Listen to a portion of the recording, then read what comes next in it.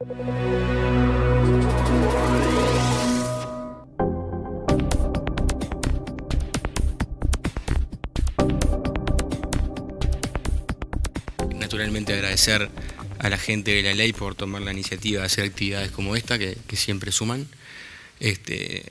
Agradecerle especialmente al doctor Bordes, a quien con acierto la ley le encargó la coordinación de este seminario por haber confiado en nosotros, haber un poco roto el esquema habitual que se tiene en estas actividades y apostar a gente un poco más joven, como decía Florencio al principio, que no es común, como ustedes saben, en este tipo de actividades. Como ustedes habrán visto, todo el tono del seminario, si bien tiene un componente teórico importante, el énfasis es netamente práctico y funcional. La idea es que la discusión todos podamos llevarnos herramientas de uso diario, sobre todo cuando hablamos de derecho positivo, como es el caso nuestro. También aprovecho para arrancar con un cierto pase de bibliografía sobre esto para las lecturas posteriores. Hay un artículo del doctor Cairoli, hay también un artículo de la doctora Escapucio en la tribuna del abogado, muy vehemente, que vale la pena leer, y el artículo que yo particularmente voy a recomendar, que es el artículo del doctor Posada junto con la doctora Remersaro, muy completo, que ataca la parte general y la parte especial. Como nosotros somos socios, también aprovechamos y nos pusimos de acuerdo para poder tocar el tema, dividirlo y tocarlo completo, porque la ley es grande, es larga, y vimos la parte general en los aspectos más criticables con el doctor Posada, y trataremos ahora la parte especial en forma bastante ágil y tratando de detenernos solamente las cuestiones de más discusión o más relevantes, y pasando quizá un poco por alto algunas otras, porque si no, no nos va a dar el tiempo. Se van a dar cuenta que después de acá va a ser necesario que tomemos un curso de PowerPoint, porque esto fue una lucha de armar y están todos en dos colores y básicos, algún día estarán mejor. Vayamos directo a lo que venimos a ver. Nosotros un poco acá tiramos algunos títulos, ¿verdad? Tenemos faltas contra el orden público, moral y buenas costumbres, salubridad pública e integridad física, tránsito, que lo pongo aparte porque es un poco quizá la vedette del asunto por una cuestión de aplicación, propiedad, afectación y deterioro de espacios públicos.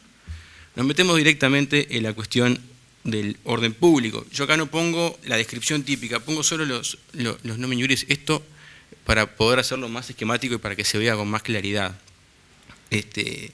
Aquí vemos que dice, el que en un espectáculo público de cualquier naturaleza, al ingresar durante el desarrollo del mismo o al retirarse, provocare desorden o participare de cualquier manera en él, y siempre que en el mismo no constituyere riña u otro delito, ¿verdad? La figura de la que atañe esto es alterar la tranquilidad en un espacio público. Vean ustedes la vaguedad en las descripciones, ¿no? Lo amplio de lo que se dice. Siempre decimos que en materia de derecho penal es importante que las descripciones sean restrictivas y claras, cosa que esta ley, vamos a ir viendo a medida que veamos las figuras concretas, no respeta. Esto viene y tiene como antecedente lo que fue la ley que intentaba erradicar la violencia en el deporte. Ustedes saben que es un tema que viene de largo y cada vez que hay un lío concreto volvemos a tratar, y por eso surgen estas nuevas figuras.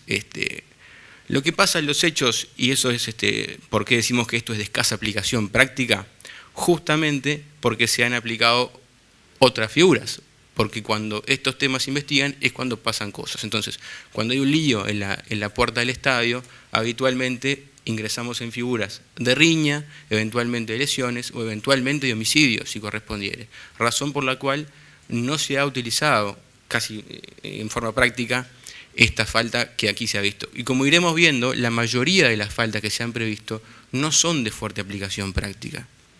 Hoy, a casi 2 años o un poco más de la sanción de la ley, entendemos que no se ha analizado correctamente su aplicación para ir corrigiendo algunas cosas.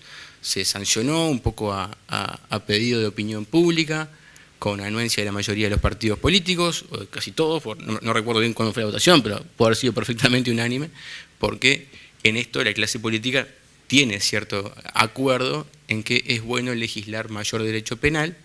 Entonces empezamos a tener esta figura que después no se aplica y no le importa a nadie que no se apliquen, porque en el momento cumplieron su función de discurso público.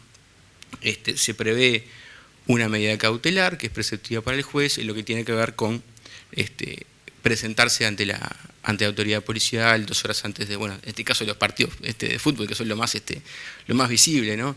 Esta medida cautelar se aplicó nada, prácticamente, y aparte nosotros le criticamos que de medida cautelar no tiene nada, terminó siendo en los hechos una disposición de pena accesoria, porque no prevé asegurar ningún tipo de medida judicial, simplemente lo castigamos con que no vaya a un espectáculo público determinado. Vamos a seguir un poco. Dice, bueno, acá iremos un poco ágil, dice, agravio o omisión de asistencia a la autoridad, el que agraviare a la autoridad legítimamente investida o no le prestaria el auxilio que ésta reclame en caso de incendio, naufragio, inundación u otra calamidad pública. Ahí hay que tener cuidado, que no se roce con la figura del desacato, por eso decimos falta de respeto, pero sin menoscabo. Y bueno, y en materia de omisión, habla de 2 requisitos puntuales: el reclamo expreso de asistencia por parte de la autoridad y el contexto de incendio, naufragio, inundación u otra calamidad pública. Iremos con agilidad en algunas, porque no son quizá las que más nos interesan. Bueno, acá volvemos con un tema en el cual ha sido paradigmático en lo que tiene que ver con la ausencia de bien jurídico a la que se hacía referencia al principio del asunto. Venta o comercialización no autorizada de entradas para espectáculos públicos. Esto es la famosa reventa de entradas que se previó en la ley 18.103, que ha sido criticada por toda la doctrina por entender que no se entiende qué es lo que intenta cuidar. Porque qué bien jurídico, díganme ustedes, porque los escucho, intenta cuidar la reventa de entradas. En Argentina, como ejemplo de derecho comparado, por lo menos le exige a esa reventa de entradas una suerte de conmoción o desorden, por lo menos le pone cierto coto. Aquí no hay nada, la sola reventa de entradas nos mete en este lío. Les leo el tipo: el que con motivo o en ocasión de un espectáculo público, independientemente de su naturaleza, vendiere o comercializare de cualquier forma entradas para los mismos sin la autorización otorgada en forma fehaciente por su organizador. En suma, si no tenemos un bien jurídico tutelado, no tenemos una figura penal. Eso parece ser claro. Entonces, el ir por este camino justamente nos hace ir, como decía el doctor Posada, a la última ratio muy rápido, ¿no? Entonces, esto claramente, en la valoración de la última ratio es lo último que se hizo, porque vamos directamente al derecho penal para criminalizar una conducta que podría haber sido atacada de otras muchas vías y aparte, lo más importante, que no protege ningún bien jurídico. Bien, aquí nos metemos en las faltas contra la moral y las buenas costumbres. Como se ha dicho aquí, el derecho penal no tiene nada que hacer metiéndose en la moral de las personas. Hacemos referencia nuevamente al artículo 10 de la Constitución. Las acciones privadas de las personas en buen romance están exentas de la autoridad de los magistrados siempre y cuando no afecten o no constituyan delito. Entonces, nada tiene que hacer el legislador yendo a meterse en la vida privada de las personas hasta en tanto no generen otros perjuicios.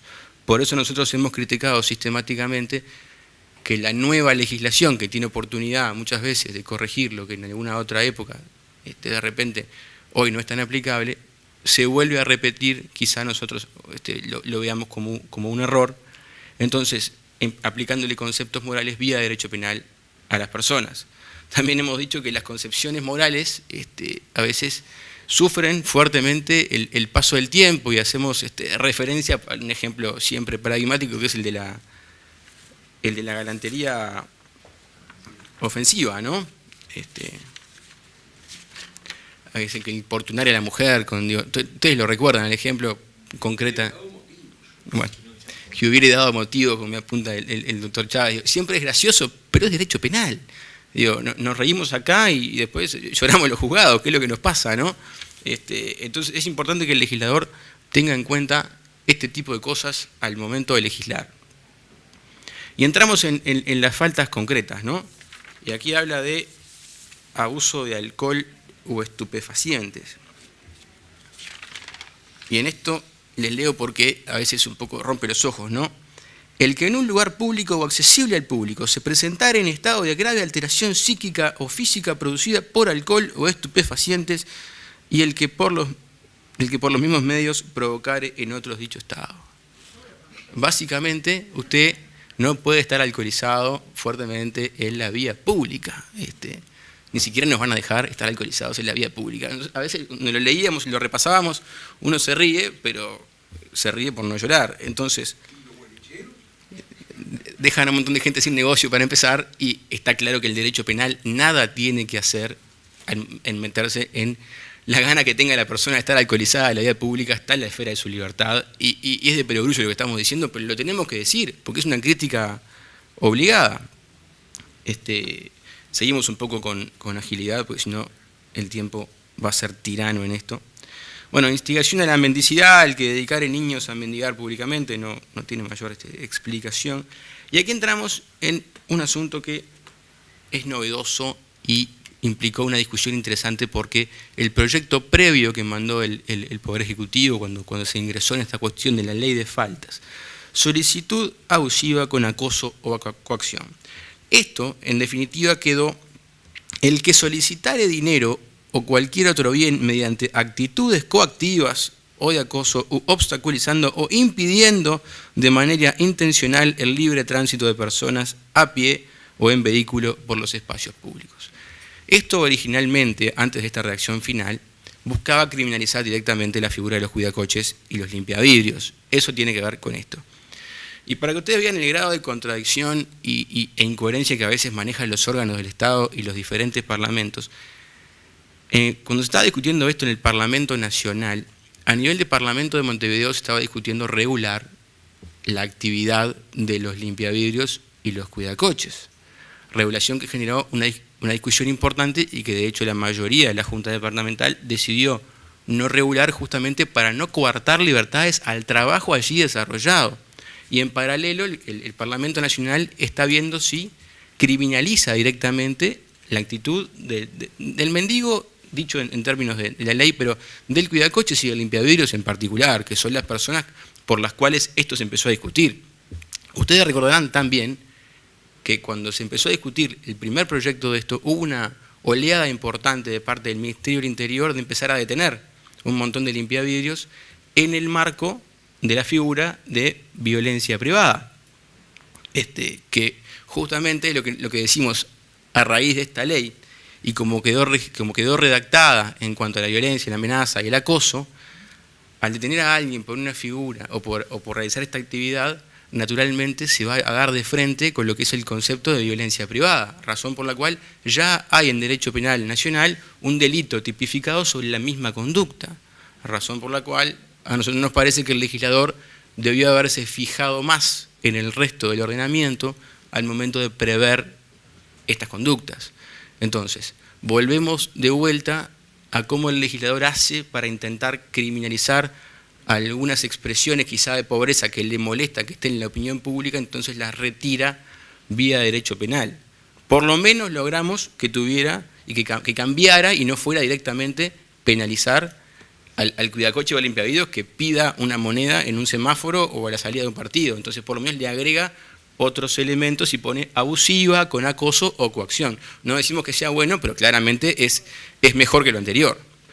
Bueno, faltas contra la salubridad pública. Y acá, como ustedes saben que el problema de la basura a nivel sobre todo de Montevideo es un problemón a nivel político, con el cual todos los gobiernos, yo diría que a la fecha han tenido muchos problemas en cómo tratar de evitar que haya basura en las calles, y como nos empezamos a quedar sin recursos y no logramos solucionarlo por otras vías, sobre todo administrativas, echamos mano al derecho penal para que nos arregle lo que de otra forma no hemos podido arreglar. Entonces vienen estas figuras de arrojar basura en lugares no habilitados, vandalismo con depósitos de basura, que yo les voy a leer, porque tengo todo desordenado a esto como corresponde, ¿no? Yo le puse el orden que yo quise y no respeté el orden de la ley. Entonces, igual tengo esto ha sido bastante particular, porque también coincidió la sanción de la ley de faltas, en Montevideo particularmente, con la sanción administrativa de parte de la Intendencia de Montevideo de la prohibición de circulación de carros tirados por caballo en el centro de Ciudad Vieja. Entonces, ¿qué pasó?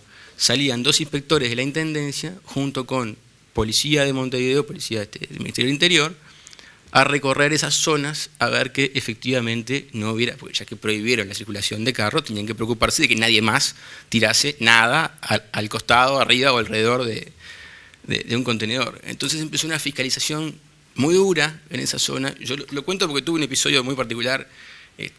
Una empresa cliente me llama y me dice: el guardia de seguridad de la empresa está detenido e incomunicado hace una hora en la seccional. Bueno, ¿y qué pasó? No, fue a tirar un retazo de alfombra que le quedó en una bolsa y como no le entró por la boca del contenedor, lo apoyó al lado. Apoyó la bolsa al lado del contenedor y le pararon 2 patrulleros violentamente, como si se hubiera rapiñado un hábitat prácticamente, y levantó las manos, ¿no? Guardia de seguridad de una empresa privada, levantó las manos como si estuvieran deteniendo por 3 homicidios, lo detuvieron, sacaron los cordones y los metieron adentro del calabozo de la seccional, y claro, esto responde a ese primer mes y medio en el cual se utilizaba esta ley selectivamente para evitar algunas cuestiones con un trasfondo netamente político, si se quiere, o de gestión administrativa. Entonces, se usa derecho penal para poder solucionar las cosas que la propia inoperancia de otras vías de control ha dejado como consecuencia que a todos se nos aplique la figura más fuerte de represión del Estado en primer lugar. Entonces, hoy, fíjense ustedes lo escandaloso del ejemplo, ¿no? Esto no me lo contó nadie, lo vi yo, incluso hizo hasta alguna nota de diario, porque la propia Intendencia pasaba esa información para dar cuenta de que estaba controlando fuertemente la basura fuera de los contenedores para que el ciudadano de Montevideo se quedara tranquilo de que no iba a tener de ninguna manera en ningún lado basura al costado del contenedor. Esto duró más o menos lo que duró el intento de fiscalizar, porque es lógico que no era sostenible en el tiempo, ni tampoco es lógico que estemos llevando de los pelos a comisarías a cualquiera que pone una bolsa alrededor del contenedor. No es la forma de solucionar esto, creo que eso parece ser claro, ni desde lo lógico, ni desde el sentido común, y mucho menos de una óptica dogmática de derecho penal. También decimos que en estos casos de basura en lugares no habilitados y de vandalismo de los depósitos, nos volvemos a chocar de frente con otras figuras de derecho penal que ya existen a nivel de código. En este caso, el delito de daño del 358 agravado por lo que dice el 359, que son conductas más gravosas, razones por las cuales, si se constata que hubo este tipo de conductas, deberían ir por la figura de daño, dejando un poco sin asunto a la tipificación de la falta. Bueno, falta contra la integridad física, acá vamos a ir medio ágil también. Omisión por el director de una obra de precauciones debidas. Lo único que decimos es que no establece con claridad cuáles son las precauciones debidas, por lo cual tendremos que integrar con otras ramas del derecho, aspecto que vemos netamente criticable, porque como decimos, en derecho penal debe legislarse en forma clara y restrictiva y sin dejar margen a la interpretación y con todo claro. Entonces, como no nos cansamos de repetirlo, lo volvemos a decir: disparos de arma de fuego y petardos en poblado. Bueno, por suerte se habla de peligro concreto y no de peligro abstracto, debe causar peligro o alarma y debe afectar efectivamente al bien jurídico, o debe poner efectivamente en peligro un bien jurídico concreto. Y bueno, acá nos metemos en lo que ha sido en materia de aplicación práctica lo más fuerte de esta ley de faltas, que es el tránsito. Al año de la aplicación de la ley, o un poco menos, quizá en junio del 2014, hubieron algunas notas de prensa sobre estadísticas en materia de ley de faltas. A nivel de Montevideo, el 70% de los asuntos que tienen que ver con faltas son vinculados al tránsito. Hemos tenido con el doctor Posada oportunidad de conversar con la doctora Seña Pedroso, jueza de paz de Durazno, que nos acompañó en las clases con el doctor Bordes un tiempo y que no está porque está en Durazno justamente ahora, y conversando justamente la aplicación práctica de esta ley en el interior del país y en departamentos no limítrofes con Montevideo, para ver un poco otras realidades, y ella dice que el porcentaje en el interior de tránsito es mucho mayor, al 70% incluso. ¿El juez de paz acá? Juez de paz en Durazno. Bueno, como se ha dicho, competencia en materia de faltas. Entonces, aquí nos metemos en el tema del peligro abstracto. Aquí no es necesario la efectiva puesta en peligro de un bien jurídico, la sola comisión de la conducta hace recaer en lo que tiene que ver con la falta. Como ustedes saben, esta cuestión del peligro abstracto ha sido fuertemente criticada por la doctrina en materia de constitucionalidad, y esta ley hace alarde cabal del uso del peligro abstracto en todas las conductas que va tipificando. Bien. Entonces nos metemos un poco en cada una de ellas para irlas viendo. Bien.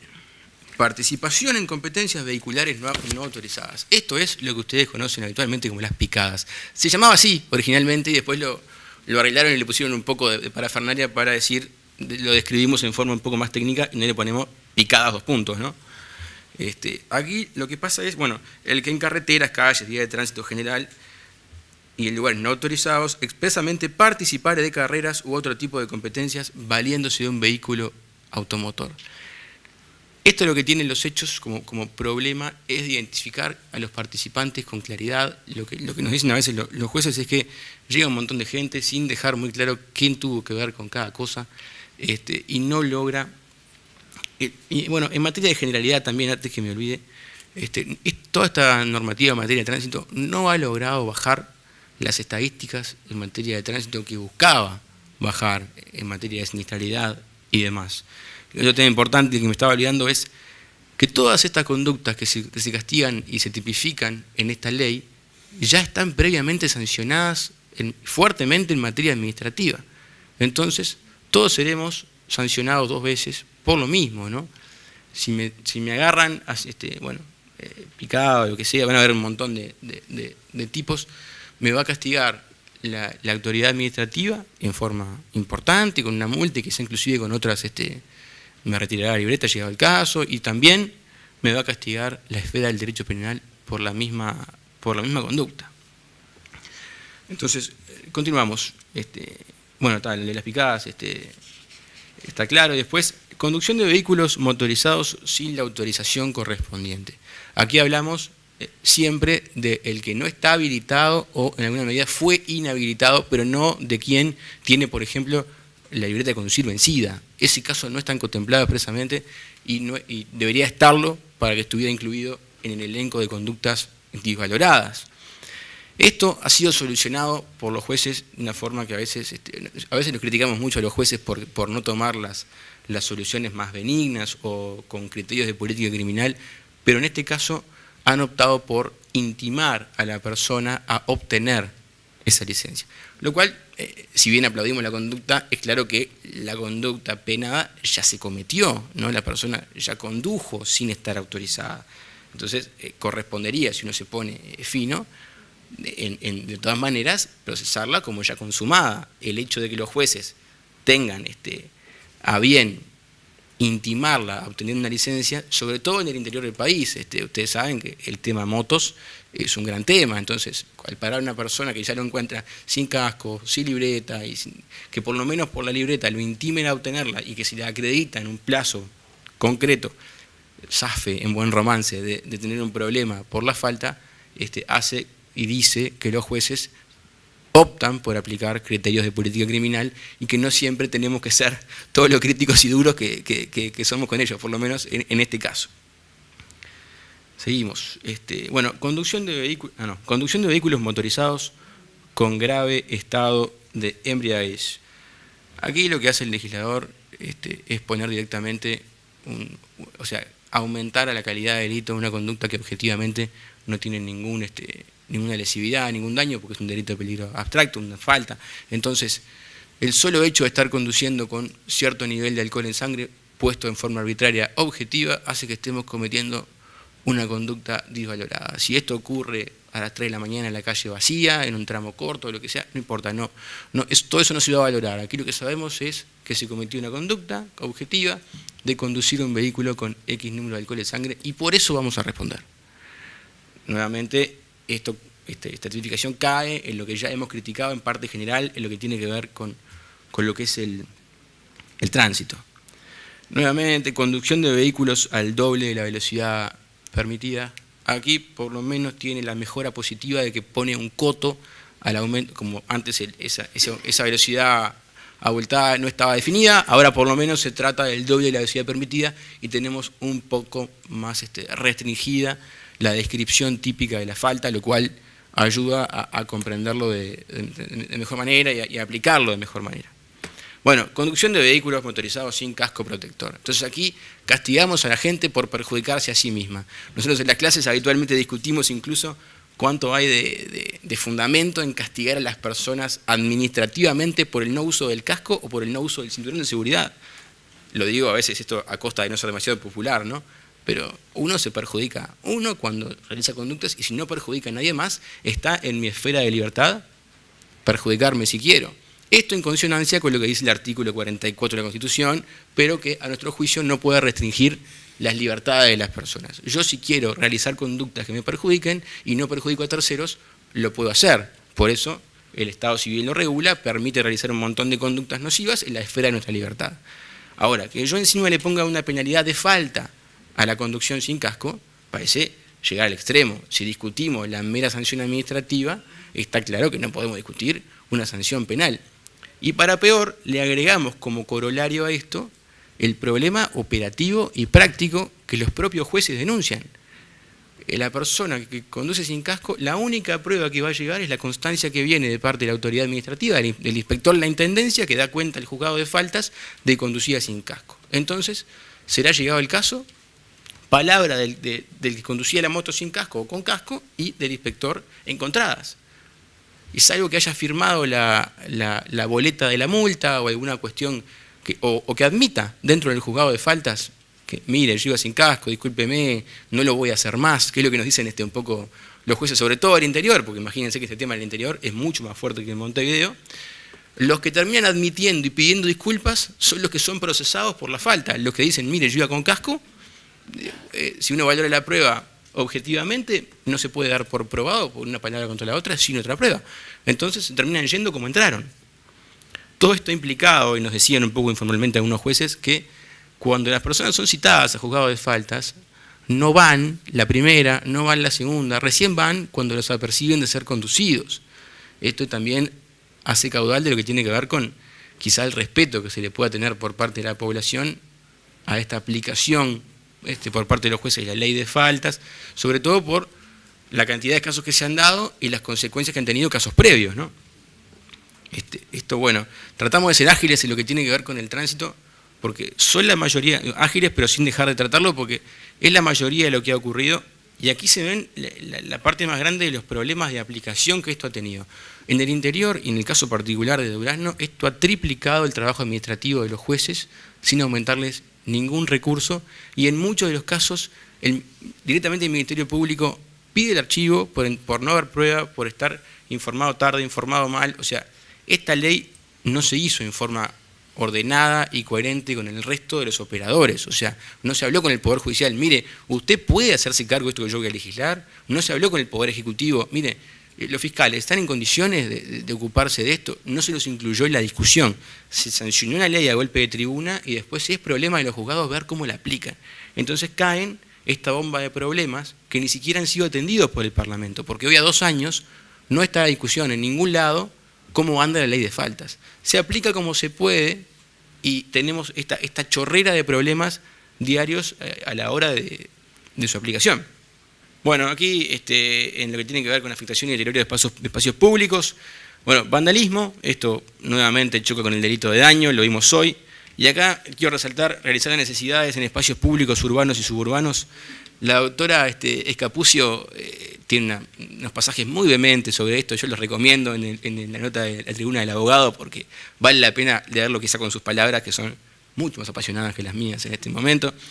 Y dice que, y me lleva una frase sola, que es una represión de una conducta de naturaleza fisiológica. Y el Estado no me da un lugar donde yo pueda hacer estas cosas y me castiga por hacerlos en la calle. Entonces, estamos llevando el derecho penal ya a lugares completamente impensados e inexplorados. Bueno, el bien jurídico es un tema que corta transversalmente la ley, ¿no? No lo repetí más porque llega un punto que repetimos lo mismo muchas veces.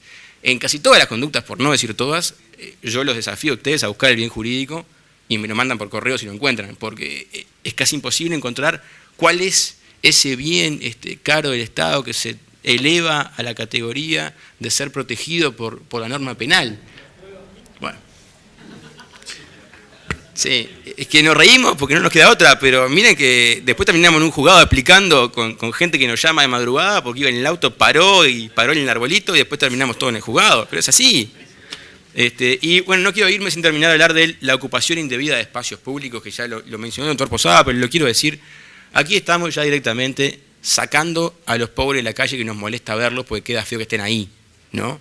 Entonces, ya criminalizo a la persona que duerme en la calle. El Estado, que tiene la responsabilidad de garantizar la vivienda, no solamente no la garantiza, sino que aparte castiga a la gente que está durmiendo en la calle. Entonces, prevé algunos requisitos para esto, pero los propios jueces de faltas de Montevideo, en un artículo que levanta la web del Poder Judicial en junio del 2014, se quejan de la difícil o nula aplicación de esta falta, porque la policía no puede cumplir con los requisitos de la falta. Los tienen que intimar 2 veces a retirarse del lugar, tiene que dar cuenta al Ministerio de Desarrollo Social, después los tiene que ir a buscar para que vayan en el juzgado y no tienen ni a dónde ir a buscarlo porque no tienen casa. Entonces, la propia ley entra en un círculo de inaplicabilidad total. Y para peor, terminamos en casos paradigmáticos que hacen prensa, donde la persona que la levantaron durmiendo en la calle terminó presa por no cumplir con las medidas que le impuso el juzgado de faltas. Entonces, una persona completamente marginalizada del sistema, que ve a un policía y raja por las dudas, tiene que insertarse rápidamente en un sistema represivo y entender que tiene que, no está en condiciones de trabajar porque su situación no se lo permite, pero tiene que cumplir con un horario diario de trabajo comunitario. Entonces, que aparte no le van a pagar. Entonces, a veces parece que estas cosas ¿quién las hace?, dice uno, ¿no? Porque no previeron más allá de lo que estaban escribiendo de cómo iba a funcionar. Entonces, esto se tornó inaplicable. Y cuando no fue inaplicable fue rotundamente injusto. Que la persona que duerme en la calle terminar presa porque duerme en la calle, yo creo que rompe los ojos, ¿no? Bien, y termino antes que Florencio me encaje un codazo acá en las costillas. Bueno, concreto, y ya Fernando lo dijo, como decían por ahí, ausencia absoluta, completa y rotunda de bien jurídico tutelado. De ahí para abajo no deberíamos ni discutirlo. Si no tiene bien jurídico, no hay derecho penal. Eso parecería ser como la máxima en el asunto, que no se respeta. Legisla en el ámbito de la moral, otro no rotundo cuando uno le pasa el filtro o los lentes de los principios de derecho penal. No reduce, esto podría haber aprovechado y haber sacado figuras delictivas de mayor sanción y haber convertido en faltas con trabajo comunitario otras conductas, pero no saca las anteriores, agrega nuevas, las superpone y complica su aplicación. Entonces, no reduce en cantidad de delitos, aumenta la absoluta hiperinflación en materia de derecho penal y complica más de lo que resuelve. Bueno, la parte procesal que fue específicamente tratada, y esto que hemos dicho de que aparte de todo tiene enormes problemas probatorios y funcionales y administrativos y ha complicado enormemente la aplicación práctica. Bueno, sí hemos sido un poco críticos, sí, pero creemos que a veces hay cosas que hay que decirlas y todo esto podrá ser, si Dios quiere, argumento para los operadores al momento de aplicar, y a nosotros nos comprende un poco porque como somos defensores nos cuesta ser muy objetivos. Para los defensores, argumentos para decir, mire, esto es completamente inaplicable desde lo formal, desde lo sustancial, desde lo práctico, desde lo teórico, en la China, en el mercado negro, donde quieran. O sea, entonces espero que sobre todo les sea útil, y nuevamente agradecerle al doctor Bordes este acto de fe y confianza de ponernos acá adelante. Así que muchas gracias.